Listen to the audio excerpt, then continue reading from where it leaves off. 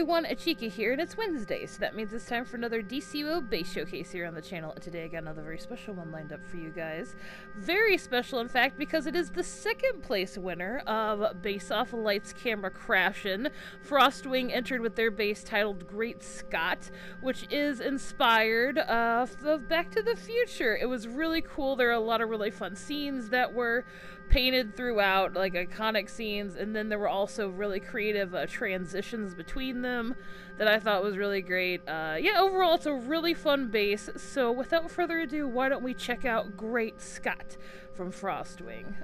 But you know what, before we do though, how about we set the scene a little bit here. The cheekified version of Marty McFly. If only I had a skateboard. Alright, let's see here. Frostwing, there it is. Great Scott.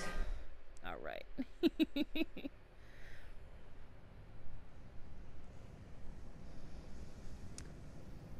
Oh man. There were so many fun Easter eggs in here too. There's also a lot of clocks that were ticking throughout, which I thought was really fun. Yes! Okay, so we start off in the Doc's lab, of course. Einstein must feed him, of course, because that's why we're here. Naturally. Very cool. All the clocks everywhere, ticking away.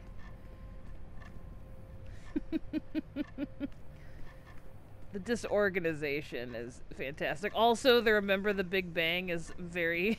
That's awesome. Good use of that sign, actually. Really fantastic. Also, the plutonium here, which is gonna paint the scene that we're gonna enter next, which is the Twin Pine Mall, where our story pretty much starts to take place for Back to the Future. I really loved the... Oh, there's the Twin Pines right there. Very nice.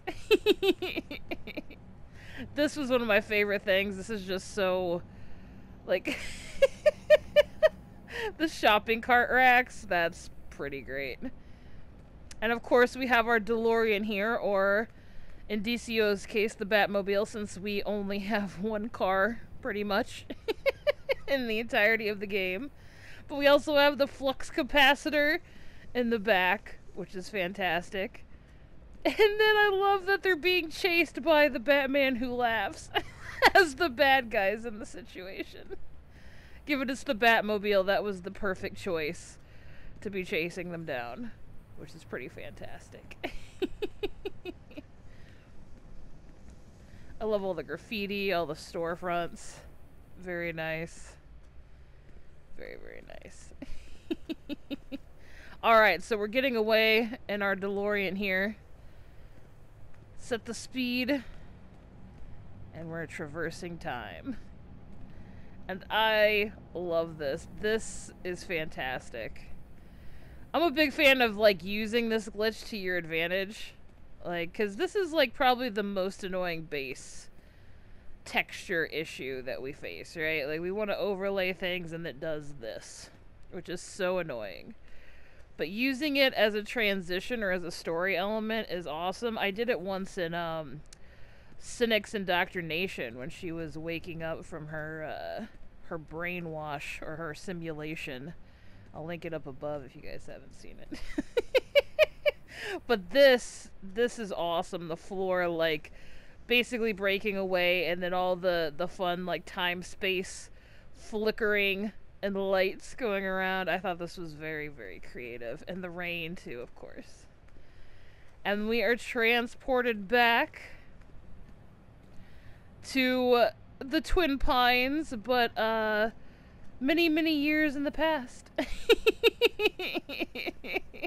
We have the Scarecrow here that gets run over by our DeLorean, which crashes into the barn that ceases to be entirely.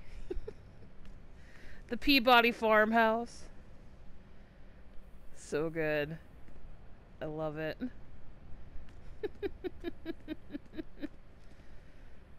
And there's the mailbox that gets run over too.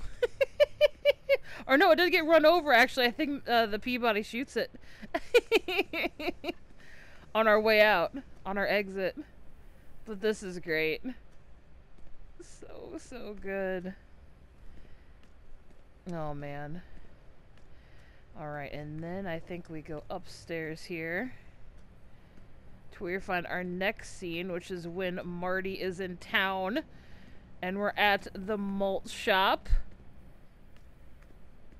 I love the posters, too. It's perfect. It definitely has, like, the feel of the malt shop. The window out front, the sidewalk outside. Everything. And the phone booth where we get the note to find Doc in the past. Or where he's living. This is really great. And we look across the way, we see the clock tower, too. With the pillars and the gears too, which is really fun. So great.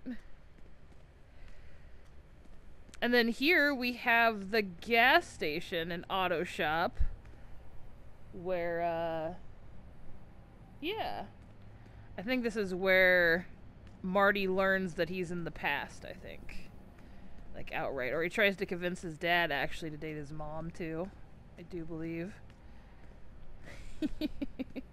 Really good use of the patio door here. With the tire sign. To make it look like an automotive garage. It's so, like... A lot of people... Like, if you have never made one of these, like, inspired by bases, like, where you try to bring another pop culture influence in... with DCUO furniture, like something that's outside of the comic book realm, like outside of a, you know, a Marvel or a DC kind of base, it's very difficult to maneuver sometimes. Because I know when I did my Game of Thrones base, I was like, okay, how am I going to do this? So, like, the ingenuity of creating all the scenes is really, really cool with all the different Easter eggs.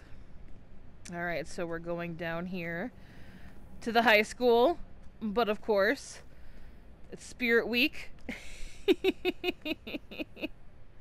All the lockers. And we go here and we see that the dance is starting to be assembled a little bit. With the banners being ready to be put up. And then as time goes on, it is time for the Under the Sea dance. What is it? Enchantment Under the Sea, I think, is the actual name of the dance. Where his mother and father kissed for the first time, and he's trying to make it right. Which is really cool. Also, the stage is perfect. Everything's set up as the stage is in the movie. All the way down to the amp that he kicks over. So good. And then we have the backstage area too as well.